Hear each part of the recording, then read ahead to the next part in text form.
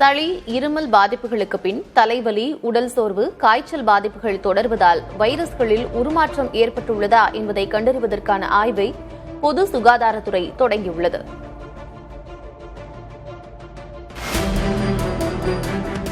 தமிழகத்தில் வடகிழக்கு பருவமழை விடைபெற்றாலும் பனிக்காலத்தின் சில்லென்ற தட்பவெப்பநிலை ஒரு பக்கம் இதமாக இருந்தாலும் மறுபக்கம் காய்ச்சல் மற்றும் சளி தொல்லைகளை கொடுத்துக் கொண்டிருக்கிறது.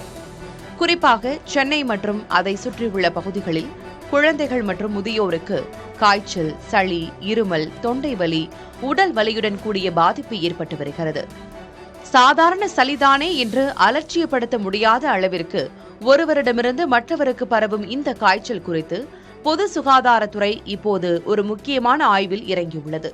எந்த வகையான வைரஸ் தற்போது அதிக அளவில் பரவி வருகிறது, அந்த வைரஸ் உருமாற்றம் அடைந்துள்ளதா என்பதை கண்டறியும் ஆய்வை பொது சுகாதாரத்துறை முன்னெடுத்துள்ளது. பெரும்பாலானவர்களுக்கு ஒரு வாரத்திற்குள்ளேயே காய்ச்சல், சளி குணமடைவதால் அச்சப்பட வேண்டிய தேவையில்லை என அதிகாரிகள் தெரிவிக்கின்றனர்.